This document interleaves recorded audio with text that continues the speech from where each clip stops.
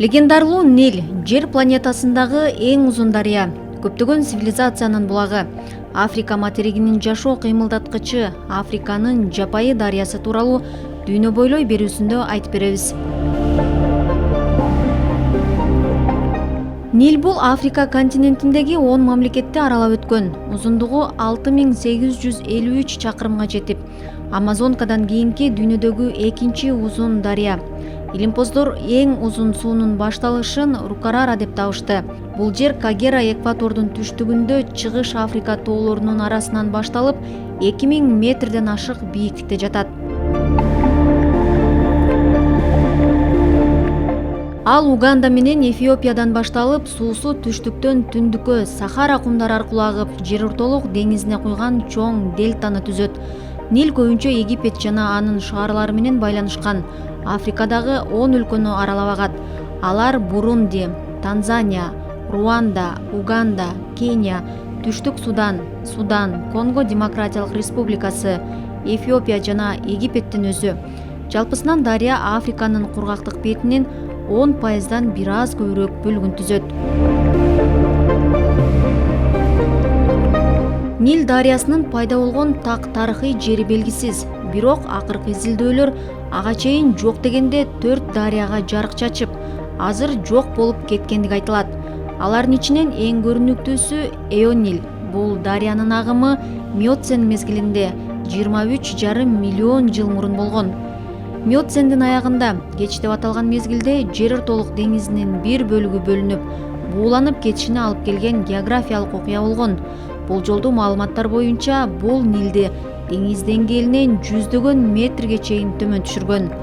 Нил дарыясы мурда бири-биринен бөлүнүп турган бир нече бассейндерден турган система.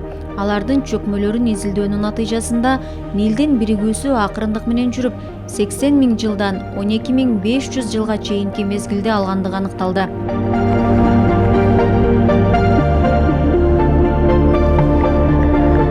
Азыркы Нил дарыясынын башатында суунун башталышы катары кызмат кылган бир нече куймалар бар. Виктория көлү жана ага куюлган дарыялардан тышкары Хорхе жана Эдуардо көлдөрү дагы Силик дарыясынан Альберт көлүнө чейин агып келип, улуу Нил дарыясын камсыз кылат.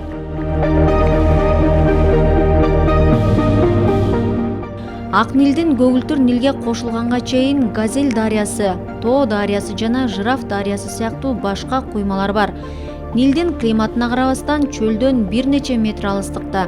Анын жемиштүү суулары өсүмдүктөрдүн айлана чөйрөдө өсүшүнө мүмкүнчүлүк берет. Анткени ушул мезгилге чейин кагаз иретинде колдонулган папирус өсүмдүгүнүн максималдуу көрсөткүчү дал ушул аймакта.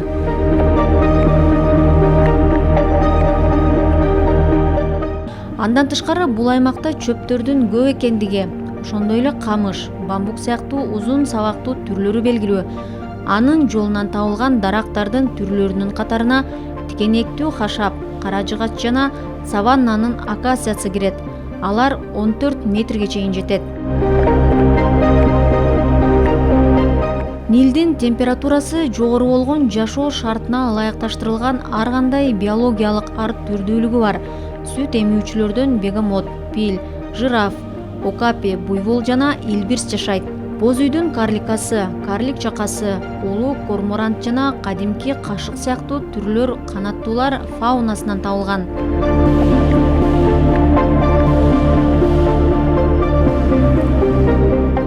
Сойлоп жүрүүчүлөрдүн ичинен дүйнөдөгү түрлөрү боюнча экинчи орунда турган Нил монитору, крокодил, ошондой эле карагай таш бакасы өзгөчө орунду ээлейт.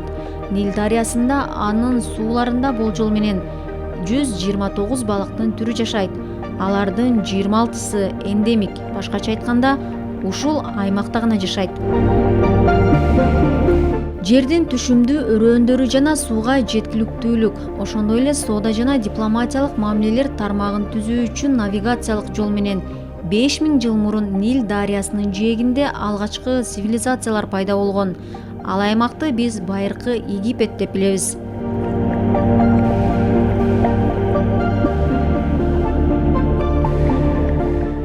Байыркы Египеттин маданиятынын далили катары пирамидалар, эстеликтер, храмдар жана некрополис сыяктуу чоң археологиялык байлыктар болгон. Трассанын айрым жерлеринде дамбалар курулгандыктан ар кандай аймактарда суу ташкынынан улам бул калдыктар жоголгон. Нил дарыясында болушу мүмкүн болгон мистикалык коннотациядан тышкары анын туруксуздугу түрдүү көйгөйлөрдү жараткан. Эгиндер дарыянын өсүш деңгээлине жараша болот. Андыктан бул деңгээлдин төмөндөшү азык түлүктү жоготууну жана ачарчылык мезгилин билдирет. Тескерисинче Нилдин ашыкча көтөрүлүшү түшүмдөрдү гана эмес, аны кармаганга аракет кылган каналдарды жана дамбаларды да жок кылышы мүмкүн. Анын кесепетинен шаарлар толугу менен талкаланып, калк үчүн коркунуч туудурган.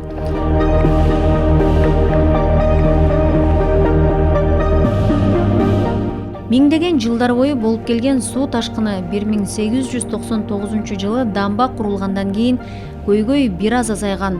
Анткени менен 1946 жылы суу дамбадан ашып кеткен. Мындан улам 1952 жылы экинчи дамбанын курулушу башталып, 1970 жылы аяктаган. Бул Асуан плотинасы. Ал суу ташкынынын айлампасын көзөмөлдөп турууга мүмкүнчүлүк түздү. Суу сактагычты АКШ жана СССР өкмөттөрү каржылаган. Асуан КЭСинин түзүлүшү Нил дарыясындагы агын суунун узак мөөнөткө жөнгө салынышына өбөлгө түзүп, катастрофалык суу ташкындарынын коркунучун жок кылды. Суу сактагыч курулганга чейин суу ташкыны учурунда Каирди аралап өткөн дарыянын суусунун деңгээли 8 метрге чейин көтөрүлүп турчу. Ошол эле маалда сугач жерлеринин жалпы аянты көбөйдү.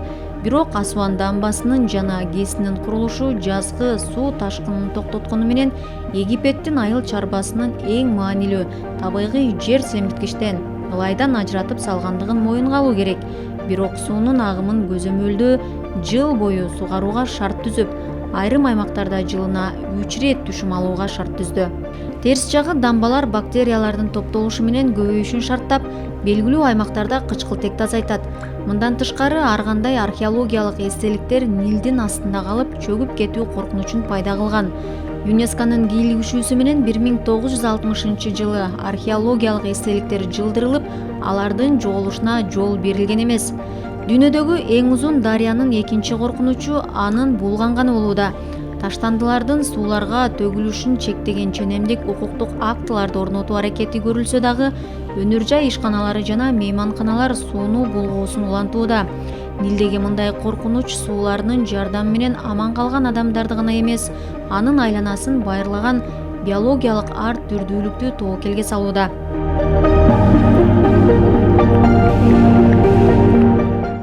Нил байыркы Египет цивилизациясынын таш доорунан бери жашоо булагы болуп келген. Анын өрөөнүндө Египеттин бардык шаарлары жайгашкан жана анын калкынын дээрлик бардыгы ушул күнгө чейин жашайт. Өлкөнүн калкынын 97%га жакыны 10-15 чакырымдык кеңдиктеги жээк тилкесинде жашайт. Төмөнкү агымындагы Нил дарыясы мезгил-мезгили менен ашып ташып, өрөөндү толугу менен каптап турат. Абиссиния тоолорунан агып өткөн Нилдин куймалары суу ташкыны учурунда отурукташкан ири көлөмдөгү ылайларды алып келет. Бул үзгүлтүксүз жер семирткич Египеттин айыл чарбасында чоң ролду ойнойт.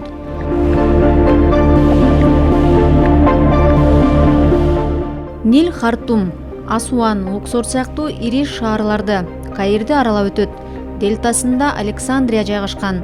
Асуандын түндүгүнөн кеткен Нил дарыясы бүгүнкү күндө популярдуу туристтик жол.